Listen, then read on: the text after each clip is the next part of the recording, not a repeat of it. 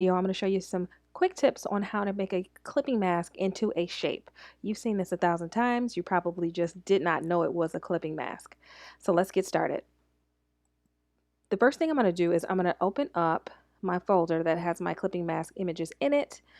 I don't like the list view. I usually change mine to the thumbnail view. If you're on a Windows machine, it's going to be on the opposite side. On the Mac, it's up on the left. On a Windows machine, it's going to be up on this side on the right. So just check that out. I like the thumbnail view better because then at least I know what I'm picking. So leftover landscape is our background image. I'm going to hit open on that. So this is real pretty watercolor background. The next thing I want to do is let's get our shapes open. So here's our shape. I got you guys a cool one. It's a splatter. I'm sure you've seen these around online a bunch of times and probably was wondering like what are people doing with these little splatters.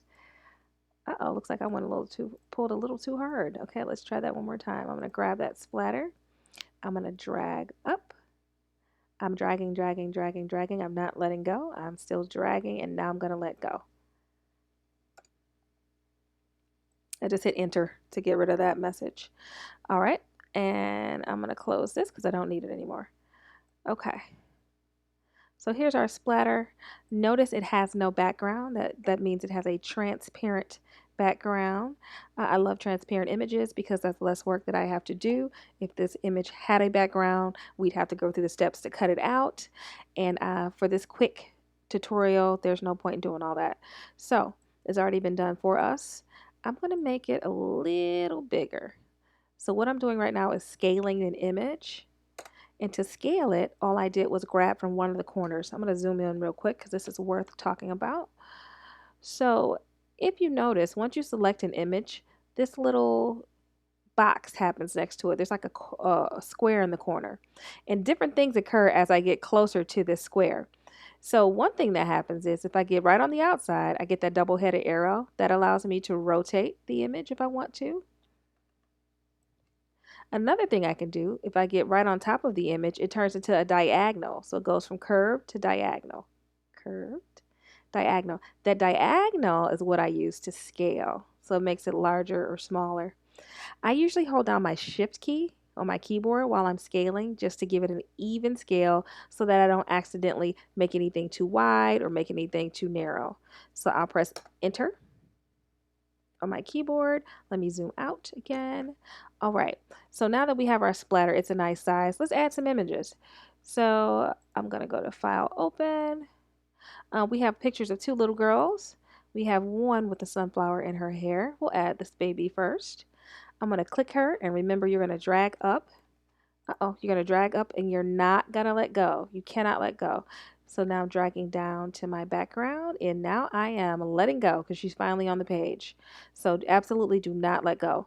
I'm gonna go back up to the top and I'm gonna click the X just to get rid of her window. I hate having a bunch of windows open because it just makes it more difficult and I can drag and drop accidentally to the wrong location.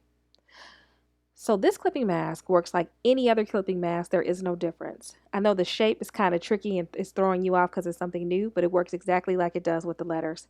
So as long as that image is on top of the shape, you are good to go. I'm going to zoom in on my layers panel just so you guys can see. And so the image, as you can see, layer 2, that's our picture of our little girl, is right on top of layer 1, which has our shape inside of it. So the only thing that is left to do is what we always do. We right click on the layer. Now remember, we don't right click on that thumbnail because that'll give us a different option. We want to right click on the layer. So where it says layer 2, I'm going to right click. And then I want to go down to create a clipping mask. So I'll do that again. Make sure you're on the layer, not on the thumbnail, but on the actual layer where it says layer 2. You're going to right click with your mouse and then you're going to scroll down to create a clipping mask. That's where we want to be right here. So I'm going to hit it and let's see what we got. I'll zoom back out. So now she's inside of it. It looks decent, but we can still see the edges of her image and that you don't want that. So this is where our scaling comes in. So we're going to grab a corner. I'm going to hold down the shift key because remember this is a picture of a person, so we don't want her face super wide. We don't want her face all skinny and long. We want her face to be correct. So I'm holding down the shift key on my keyboard, and I'm just gonna drag outward just a little bit just to fill up in that some of that space. I'm gonna do the same thing on this side. That's nice. And then I'll pull her down a little bit so we can see those puffs a little bit. Yeah, I kind of like that. That's nice. Okay, and I'm gonna hit enter. I like that. Okay, so now she still has another young lady that we need to get on this page. So what I'm going to do is I'm going to duplicate that splatter layer so that I can have a second layer to put the young lady in, and I'll show you what that looks like.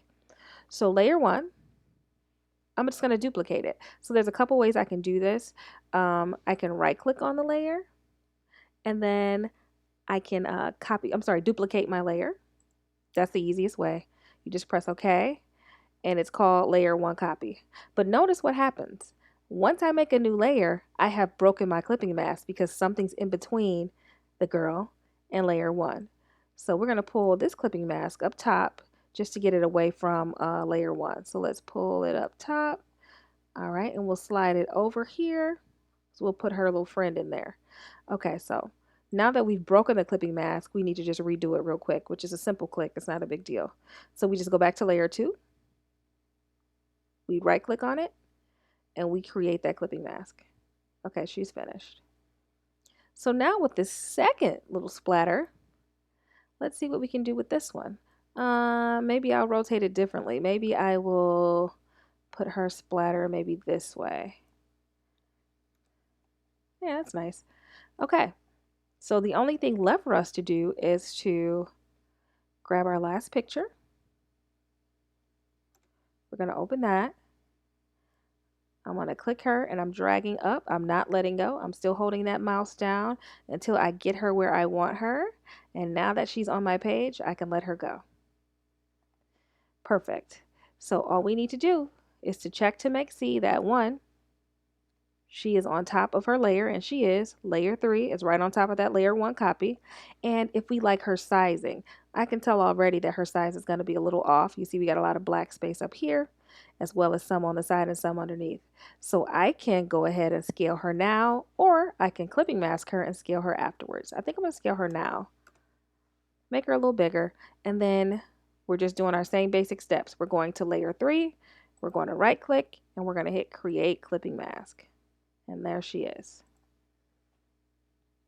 From here, we can add a little text, some type, a saying, a poem, anything like that. So I'll just put, I don't know. I'll put endless summer. That's what I'll type. I'm going to type endless summer. I'm going to go up to the top of my screen. I'm going to go down to maybe like 60 point. I might end up using 72 point, but we'll start with 60 point. I need to pick a color. Right now the color's on yellow, so I'll just click here and make it a softer, maybe like that nice green. Green's nice, and I'll make it a little darker so it stands out. Okay, I click one time and I'll put endless summer. And maybe I need a better font than that because that looks a little not really on theme. Let's do something a little more whimsical. Okay, that'll work. Endless summer. You can add more graphics to this background. Let's say these were two pictures of maybe your nieces or your daughters or some kids you know. You can put their names underneath it. I mean, there's endless possibilities you can do with this. So I want you guys to try it at home, and then I will see you in the next video.